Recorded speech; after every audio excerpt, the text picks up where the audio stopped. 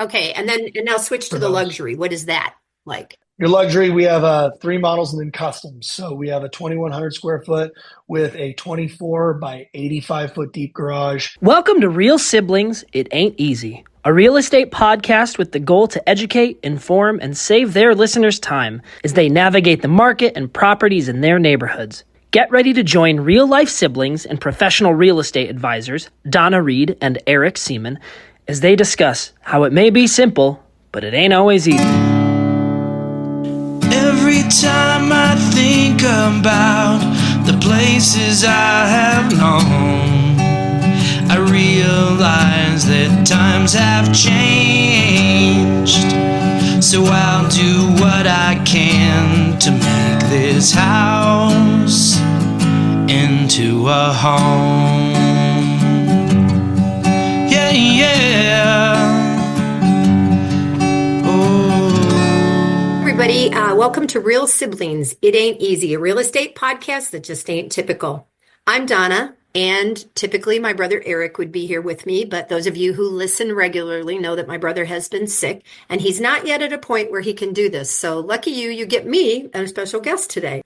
Eric and I are both professional realtors with Keller Williams, and we like to have this podcast blend lifestyle with real estate as we work to communicate, educate, connect, and entertain you all. The topics do vary and we can go way off task sometimes, but we hope that we provide insights into the industry and better equip you for your next real estate transaction. My guest today is Dustin Runyon. And I told him I was going to say that we're great long-term friends because I met him 2 weeks ago, if that, right? A week and a half, 2 weeks, Dustin? Yeah, yeah. And I was at a seminar in Scottsdale, part of Phoenix, for those of you that don't know. And Dustin was one of the speakers at this event called Better Up. And there was what, 5 or 6 of you guys, Dustin, that were speakers? Yeah, that spoke. Yeah, over a day and a half. And ironically, my coach, Teresa Barnaby, who was the first guest that Eric and I had on this podcast talking about lifestyle and her move from the Ohio-West Virginia border to Arizona 35 or 40 years ago, however long ago, had told me to meet Dustin. And then he was sitting right in front of me because I think I poached VIP seats. So welcome, Dustin, and thank you for taking the time to do this today. You got it. Thank you so much for having me, and it's good to see you. Good to see you. So at this event, I'm gonna give you what I felt like I came away with overall at this event, and it was sort of about the stories of people getting through the hard to get to the good, to the success. Everyone had a personal story, and frankly, it was an emotional weekend. It was a spiritual couple days, right? It was it kind of made you think, like, if you whined about the traffic at the stoplight, that was really stupid. And so Eric, I asked him, since he didn't know anything about you, he asked me a couple questions. So Dustin, where did you grow up? I was born in Phoenix, Arizona, and I grew up in a small town called Lake Havasu City, You Arizona. grew up in Lake Havasu. So yeah, so about 3 hours, what is that? West? Northwest of Okay. Phoenix. Okay. And was your family involved in real estate, or was your move into real estate just random? And Yeah. So my mom had always been in real estate. So I'd been in real estate offices. There was a small real estate office here in town called Londonderry Realty. And it was, I remember the broker, I had to have been 6 or 7 years old. My mom taking me into the office. There was typewriters and Rolodex cards and no computers. Yeah. And I remember him always being so kind to me.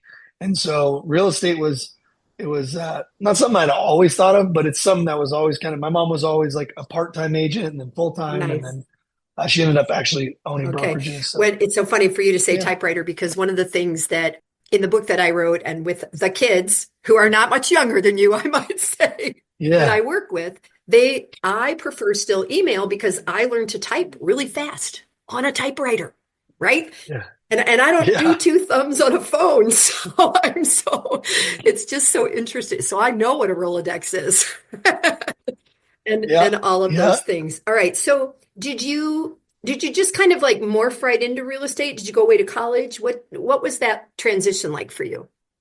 Yeah. So growing up, like had a little bit of a rough childhood. My dad left at 16. And so it was just basically me and my mom, and my mom worked a lot, and she was a realtor, you know? And so I went off. I did not like school. School was not really my gig. It wasn't my gig in high school. It really wasn't my gig after. I'm like, wait, I'm paying to do stuff I don't want to do when I got into college. So I dropped out of college and I got right into real estate. And I got in around 2008, at the end of 2008. And I was a short sale negotiator for a gal out of Scottsdale. So I moved back to Phoenix after I graduated from high school here. Moved back to Phoenix, and I worked for a gal she was at a Keller Williams there, and I was doing short sale negotiating for her. And so that's kind of how it started. And then I moved on So what were you, like, pause a minute, with, you were 20-ish? 21. 21. Okay. 21. I was 21 years old. Yeah, 21 years old working with her. And she was great. Learned a lot from her. She was rookie of the year for her region. And I honestly, I got the job off of Craigslist. So that's how I met her. Yeah, when Craigslist was a thing back then. And then we split ways, and I started working with a guy named Kyle Wyloge. And Kyle is now Andrew, the home buyer in Phoenix. But he was a great mentor for me, and I learned a lot from him. And he was one of the hardest working people I know. And worked with him for about 4 years. And I came back to Lake Havasu for Mother's Day, and we had started a short sale team at an independent brokerage with Kyle Wyloge, and came back for Mother's Day, and the number one agent in our town at that time, this was back in 2011, maybe 11 or 12. She was doing about 20 million in sales back when 20 million was a ton, right? It was like, wow. She was doing 100 deals a year, 20 million. She was number one. And that year we had done like something close to like 30 million in short sales. And she had asked, what'd you guys do? And we're like, we did 30 million. She goes, how'd you do that? I said, door knocking and the internet. And she's like, the internet. I'm like, yeah, right. It was still not this thing yet. Back then, Ben Kenny was doing the internet marketing specialist designation at the time. And I had taken that, and it was just becoming a thing, online leads. And so she goes, can you do that for me? And I'm like, yeah. So got her, YouTube, a Facebook, got her blogging on her website, decked her website out, started lead generating online for her leads. And then another gal in the office, another top producer, hired me to do it. And then finally, my mom hired me to do it. Vicky, she hired me to work for her. And so I was doing internet lead generation essentially for all three of them. And the Phoenix thing kind of fizzled out. So I moved back here and started teaching classes at the Keller Williams here. And it was really cool because it was like the first time in my life that I had felt like I wasn't good at school. I wasn't good at like your traditional, things in life. But I was hungry and I was competitive and I always wanted to win. And so it was awesome being able to go to this market center and to see that I was like being appreciated for a talent. And that was, I taught YouTube classes, Facebook classes, how to online lead generate, blogging, how to post in forums. And so that kind of started the whole thing. Do you think that your mother instilled in you and that saw in you this, even though you weren't the bring home straight A's from school person?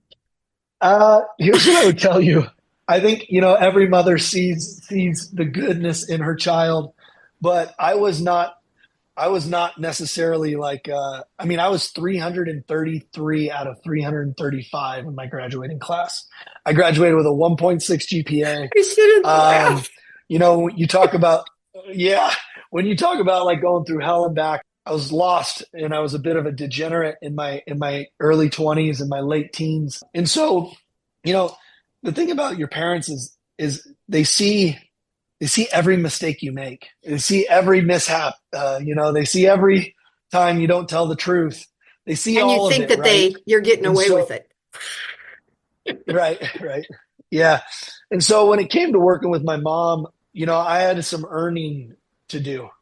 So I had to earn some trust back, and I had to earn my right. And, that's what I did by working for the two other women that were amazing women, great entrepreneurs in the real estate space. And then she hired me after the fact. So she always said she saw, saw good things and greatness in me, but it was something that I had to earn back. It was definitely not something that was just given. Yep. So I just want to interrupt right there because something that I heard from every speaker was accepting responsibility. Like you had to accept responsibility for who you were and what you were doing.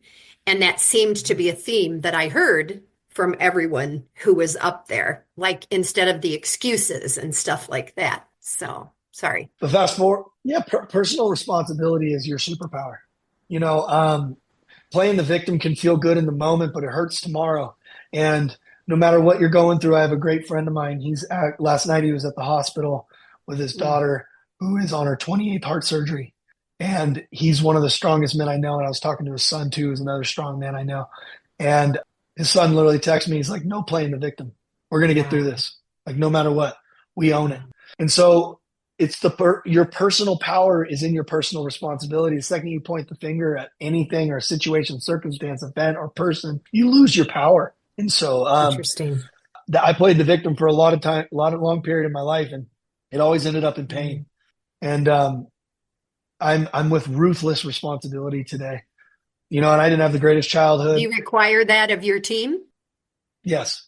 If you're going to get close to me, you own your stuff. Like if you're going to be close to me, you have to own it, because I'm not going to own it for you. We're going to treat each other like adults.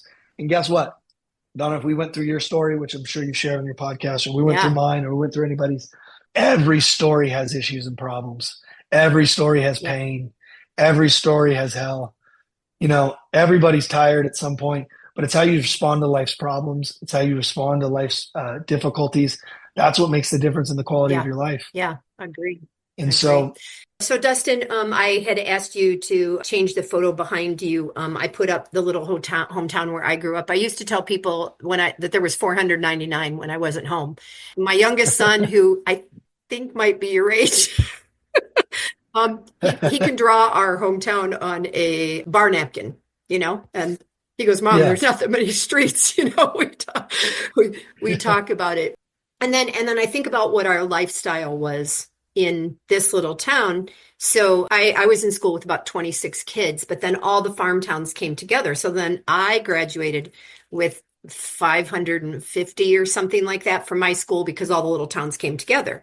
And by the way, I was exactly the opposite student of you. You were the 4.1. I was 13 out of like 560 some students. Now, if we traded places right now and we each got paid for those skill sets, you're doing better than me.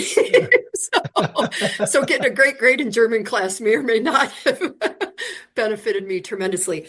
But I told you via chat that I have lived here now. This is my 25th year back in Arizona. I had come here for college and gone back to Ohio, and I've never been to Lake Havasu or Lake Havasu City. And my idea of lifestyle there is spring break and parties. That's like the only thing I know. And I don't even know that personally. That's just what I see, right?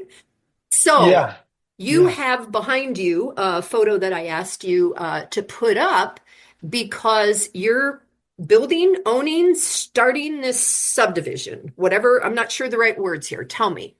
Yeah. We have multiple subdivisions going here. We have an affordable housing subdivision going that's 1,100 units, and then we also have a luxury subdivision.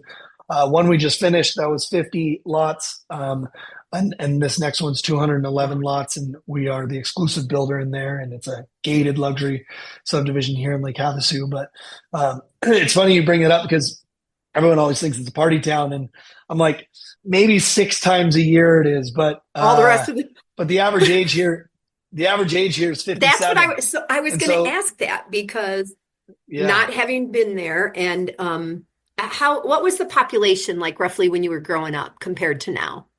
I would say we're about 15 to 20,000 more today. So there's about 65, 70,000 here, I would guess. And that was about 45,000 to 50,000 growing up. Okay. And so what, from a price perspective, one of the young ladies that used to babysit for me is a realtor back where I grew up. And prices are just, amazingly different. And she was also a guest on our show. And after we hung up, She said, so Yeah. you get 3% of those prices? It was kind of one of those Yeah. things. So what does, you said affordable housing. What does that look like for you in square footage and pricing? Well, affordable here. Well, I'll start with our average Okay. home price. The average home price here is about Wow. 500,000. Okay. More than So, here. 3.2, 1,600 square feet. Yeah. You're around that now, depending on the time of year, 475 to Yeah. 500. So affordable for us is around 350,000. So that's our goal for our target for our new development, which is called DL Ranch, which is 350,000 is that goal. We're a resort town, so there's a lot of second homes out Okay. here.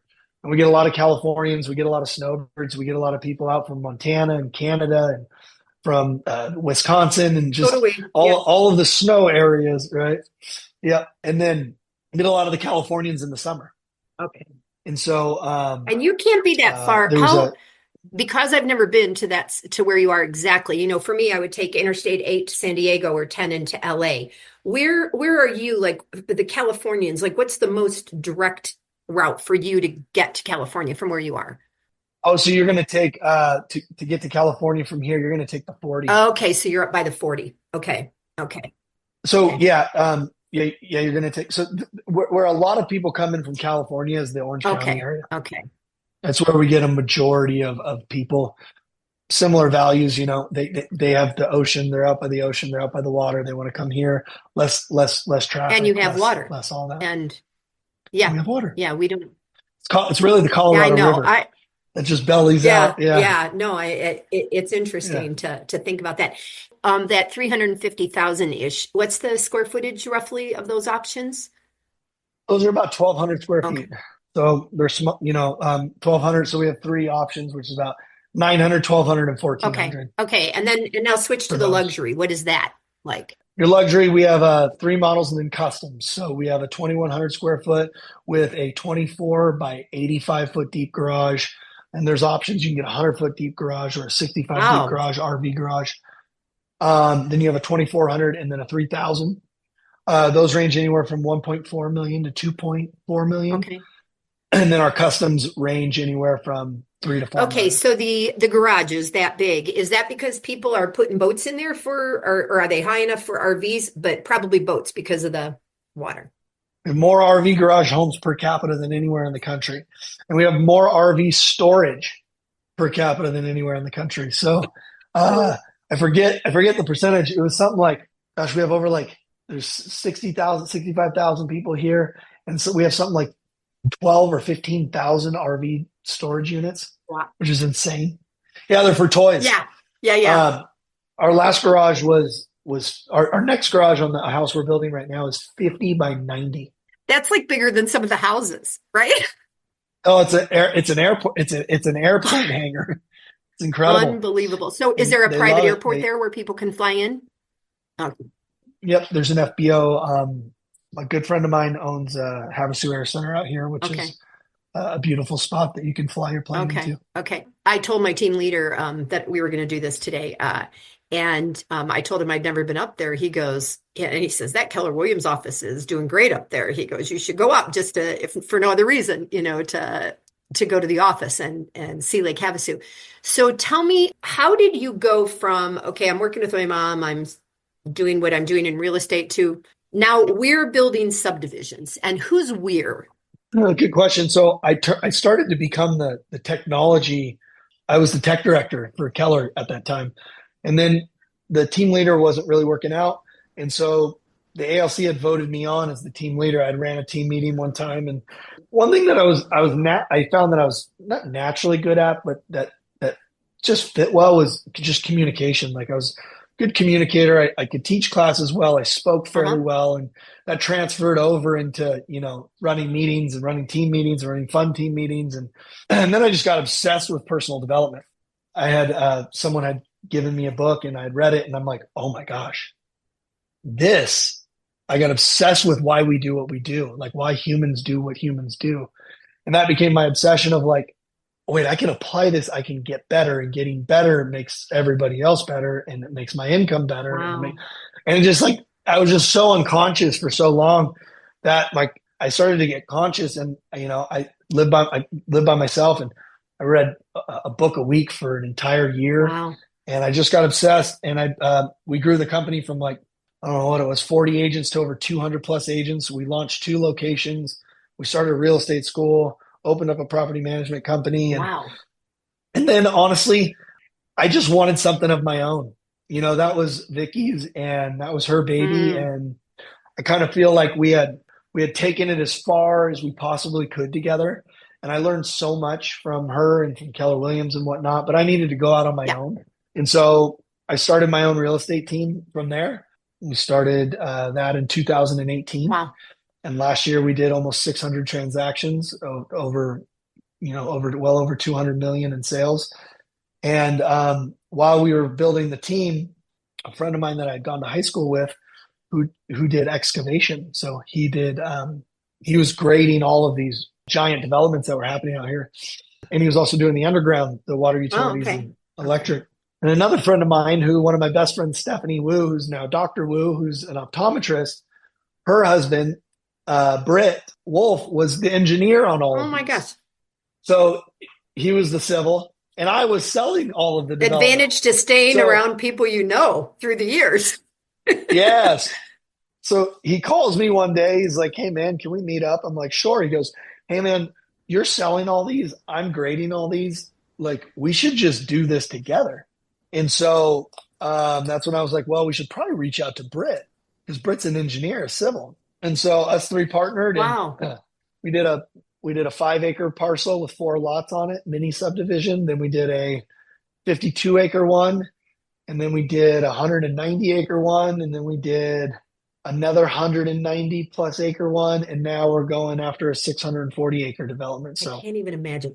All right, so tell me, because coming from that little town that you see behind me, that's 13 miles from Lake Erie, that's got rich soil and grows great crops and near the water and all that, a constant question that we get here in Tucson, and probably Phoenix too, because that's been all over the news about water. What's your water situation like as you grow? Yeah, so Lake Havasu City has like 100-year water for I think it was like 109,000 residents. Okay. So our water situation is great. The one on our affordable housing water development, we had to dig wells. So we have 2 wells out there right now. That is on the healthiest water basin in the state of Arizona. So wow, you have to do water. So a lot of development it's fun with the municipalities, right? So you have to not only do the soil testing, grounds testing, you also have to do water testing, and you have to supply 100-year water supply testing. And then that goes with ADEQ, which is the Arizona Department of Economic Quality or Environmental Quality.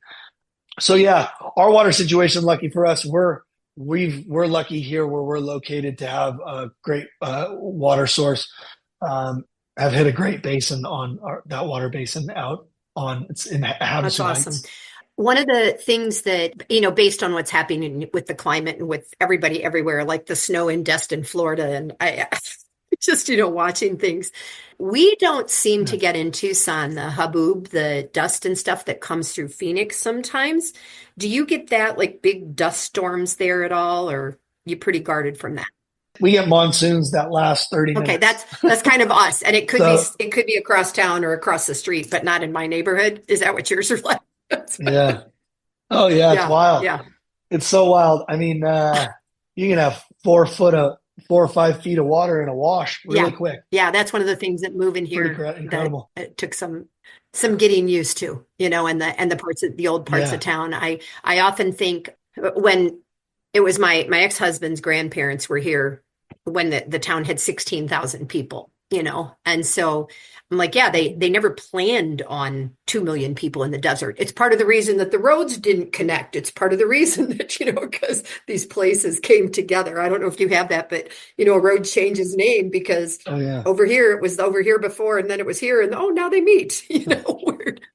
Weird totally. Things like that. So is there anything that you feel like you could say as we're heading into 2025, and it's not going to be just realtors that listen to this, it's, people I grew up with, and I don't even know, right? We don't even know. So what could you, as a You're still under 40, aren't you? Aren't you like, that's, Yes, I'm you're 38. what, 38? That's what I 38, thought. I yeah. told my brother, I go, I'm pretty sure he's the age of one of my kids because I told you that. What might you say to a younger person? Part of that program again was people who just totally changed their lives for whatever reason. You have told your story a little bit. What about the person that's struggling, that doesn't know what to do? Any advice in this hard time? Hard time politically, hard time financially, hard time emotionally? Yeah. How might you advise? Yeah, any part of success in life and or in business, it's 90% psychology. It's really 10% mechanics. And so it goes back to how you decide to respond to life. There is the most successful people I know. My business partner, he's a legit billionaire, and Mark Lindsey out of Vegas. And guys like that, there isn't, Kristen Cole, she was on her own at 12 Right. years old. She's had a son that has Right. passed from suicide. There just isn't anybody that I know that has any sort of fulfillment or purpose in their life that hasn't been through hell. And so if you're in the midst of hell right now, I would ask this question, and I do this often. I said it on stage that day. I said, how many of you have been through hell, and when you got through it, you were stronger? When you got through it, you were more understanding. You were more intellectual. You had more context to life. You had a different perspective on life. And everybody raised their hand. Yep. And I said, if that's what comes from walking through hell, why do we avoid hell so much? The only people without problems are dead. And so if you're going through something difficult, you got to start with focusing on what you can control. You can control the news you listen to. You can control the podcasts you listen to. You can control who you decide to spend time with. You can control who you let influence you, the books you read, the environments that you spend time in, the food or alcohol or drugs you ingest. So you got to start there. And what I tell people is, when you're going through something that's really, really tough, focus on the controllables. Start eating better. Start reading things that are more positive and more uplifting too. Start surrounding yourself with people who don't whine and complain. We have to call it the VSG, the victim support group. When we're down and out, we tend to want to go to somebody else who's down and out, or someone else who will just sympathize with us instead of somebody who will help us and hold us accountable and help us get to that next level. We look for this victim support group, and it's a group that doesn't do much on this earth. So focus on what you control. Second thing, focus on the next best thing you can do. I go and I speak at a lot of different places, and I ask this question: how many people in the crowd right now knows what they need to do and is not doing it? I'm not saying you need to know step 3, 7, 10, 12, 50, but 99.9% of people know what the next step is. Yeah. Whether it's getting sober, whether it's working a little harder, whether it's starting to make your calls, whether it's going to the office a little earlier, whether it's getting rid of those friends that don't longer serve you, whether it's stopping on your spending habits that are drilling you down, whatever your vice is. Yeah. And 3, and this is like the superpower, if you're going through hell. Superpower. If you can find a way to be grateful for whatever you're going through, even if it's painful, gratitude is the antidote to any negative emotion. And if you can find, I always am grateful when I get through it. Today, I try to be grateful while I'm in it. What is this trying to teach me? What am I supposed to learn from this? What is God trying to get me to see that I'm not seeing? Where is the lesson in this? And asking more powerful questions, because questions control focus. That is, I think that before we left that day, I hugged you and I kind of told you a little bit about my life. And it was weird because this morning I posted, I slept till after 7 o'clock. I haven't slept till after 7 o'clock in 3 years, 4 years. Like, I don't even know what that. And then I'm like, oh my God, I've already missed 2 hours of life. But simultaneously, somebody said, what was your secret? And I didn't have a good night last night. I had a run-in with my eldest. But I think that then I was like, okay, that's done. Push it to the side, because you're going to wake up tomorrow morning and you're going to do the next. And I do think that I never thought that I was a judgmental person. And in theory, I still don't think I am.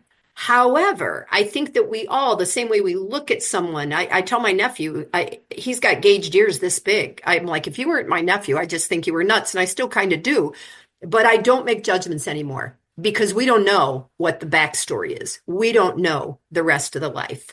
And so if we can be empowering rather than, just like, oh, nothing at all, I do share.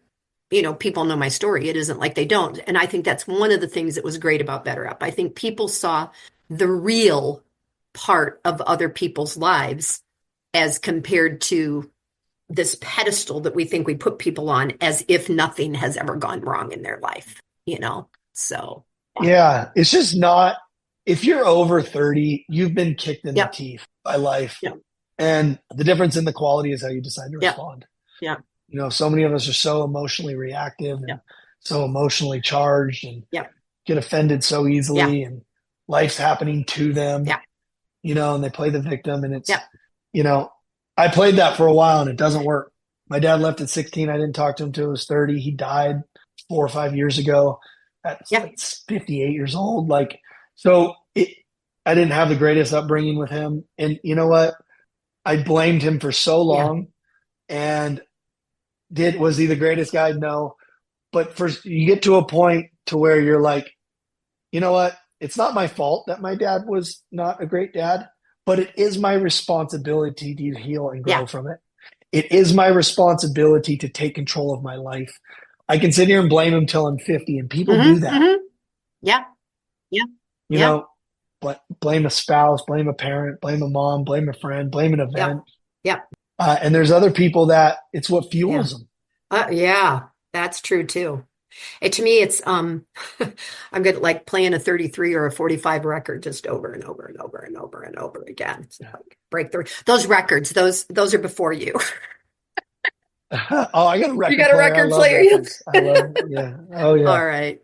Well, thank you for your time. I'm gonna wrap this up, and I'm gonna email you about the book that I gave you that I wrote, and what I'm working on. I'm working on doing a TEDx related to it, but also doing some team meetings, a lunch and learn. So maybe if I get up that way, I sent it to Prescott, somebody in Prescott today and stuff. So be a good excuse to see you, see what you're doing, see how you're leading, and maybe be able to influence somebody related to my life, I love it. Well, I love what you're doing, and thank you so much for having me on. And it was great to meet you. Then it's good to see you again. All right, I'm going to close this out. If there's anything I could ever do, I'm always here. So as we close it out, I'm not going to do the closing that I usually do with my brother Eric because clearly he is not here to be my counterpoint.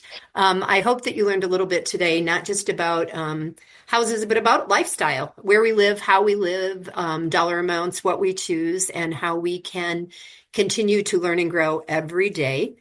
Keep in mind that if you're in Arizona, specifically the Tucson area, I am here to help. And Dustin is clearly up in Lake Havasu City on the northwest part of the state. And Eric is in the San Antonio area. And we also are part of an extensive network all over the world. I had somebody ask me today about Italy. And yes, we know people in Italy. So keep us in mind. If you're anywhere where we can help, remember that life isn't always easy, or it may not be simple. Oh my God, I can't even tell you what the closing quote is. It may be simple, but it ain't always easy, right? I'm going to get that right. And until the next time, I'm Donna, and keeping my brother Eric in my thoughts. Thank you, Dustin. Eric and I are real siblings. Every time I think about the places I have known, I realize that times have changed. So I'll do what I can to make this house into a home. Yeah, yeah. Hi, I'm Annabelle, and I want to thank you for investing your valuable time in listening to Real Sibling. It Ain't Easy. I hope you found this episode informative and enjoyable. There are several ways you can support this podcast with my Grandpa Eric and Aunt Grandma. Please take the time to like, follow, and subscribe. Additionally, leave them a 5-star rating along with a review on your preferred podcast platform. The final thing I would ask is that you recommend this podcast to a friend, a family member, or an associate. Your engagement is critical to their ongoing success, and they look forward to connecting. Check out the show notes Grandpa put together with their contact information, including emails, phone numbers, and website. And remember, the real siblings look forward to hearing from you.